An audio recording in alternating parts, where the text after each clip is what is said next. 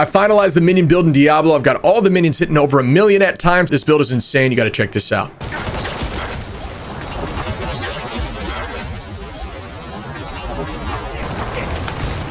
A 1,139,000 from one of the minions. Yeah.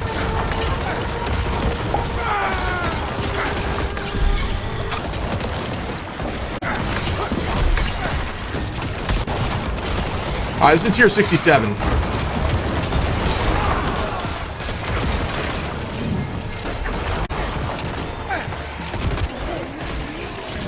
I want to quickly show the skill tree, but I do have the link to this build in the description, so I'm not going to spend too much time on it. The key thing to know is we're not going to use any of our basic or core abilities at all.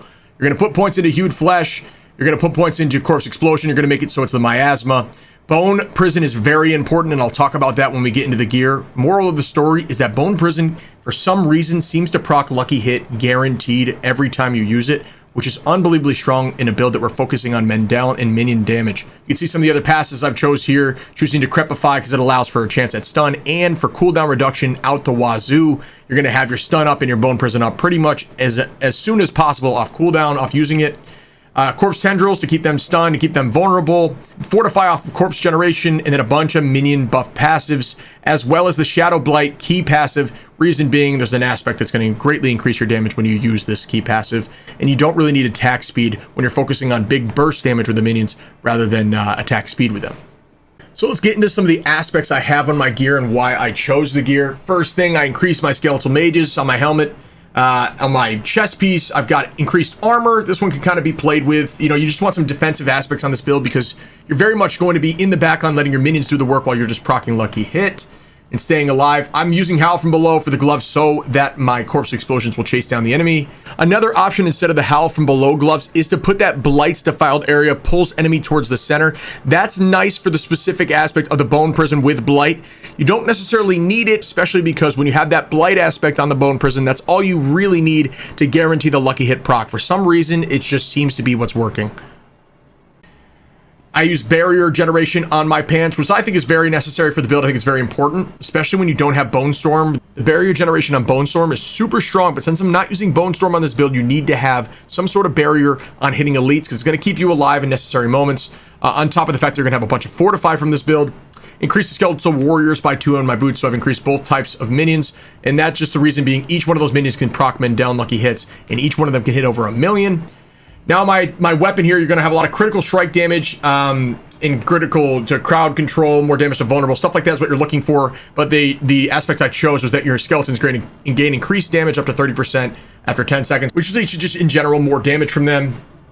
On my necklace, I have increased damage for 6 seconds after the Shadow Blight key passive damages an enemy 10 times. 170% increased damage after the Shadow Blight passive ticks 10 times is so strong. That's when you're going to start seeing those million proc hits per minion. So I've had times where together I've hit over 14 million from my minions alone, which is wild. Cleans up a boss in a single Lucky Hit.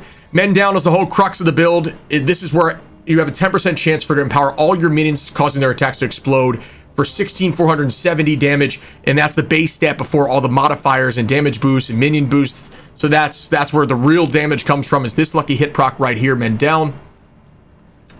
I have gained increased critical strike chance for 6 seconds after using Corpse Tendrils, and 60% increased critical strike damage. I think this is really strong on a ring. I think it's very important to have this as well.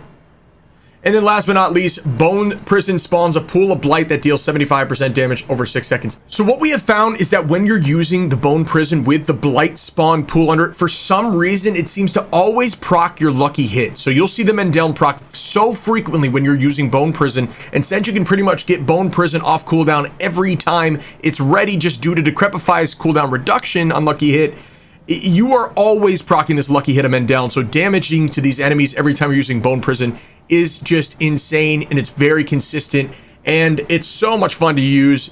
But this whole build and how this synergizes together just leads to a delete button every time you have Bone Prison up, and it's just insane to see your minions popping off for that much damage. For the Book of the Dead, I'm choosing to use Reapers for chance of corpse forming. Skeletal Mages, I'm using the Frozen Mages at the moment just for the sake of adding more CC, and they'll actually make enemies vulnerable. And my golem, I choose to use the bone golem with every 20% of its maximum HP, it sheds a corpse. It's nice to have a guaranteed corpse shed in the moment, just because if you're ever in a pinch where your minions somehow get wiped from some sort of flame or poison or something, you'll be able to guarantee that you have a corpse ready whenever your bone golem takes damage. And since it always responds off cooldown, there's always going to be ways of getting your minions back up. So some people say, how do you keep your minions alive for so long? Well, to be honest, if you just add minion health on some of your items, your minions won't go down. I find that my minions are rarely falling. You know, for example, on these boots alone, 47.5%. Minion life, Ring of Medellin has 38.9%. I think I have some other ones on here as well. Just stacking a couple pieces with minion life is going to result in you staying in the battle for much longer. Another one here on my chest for 29%. I don't know if I've got any elsewise, but honestly, that's all you really need is like 3 pieces or so with minion life, and you should be all set without them dropping. Lastly, let's get into the Paragon board here. I'll showcase what I've done. Like I said, it's going to be in the description below, but moral of the story, I go up this path. I choose to use the glyph socket for the rare node increase, and that's just simply because you get a flat damage increase up to 41% when I've got this glyph at level like 21, I believe, right now. And your defense gets increased. Up here, I choose to use the skeletal mages. My skeletal mages are hitting insane numbers even before the lucky hit proc. So when the proc happens, that's when I'm seeing those 1.5 mil from them alone.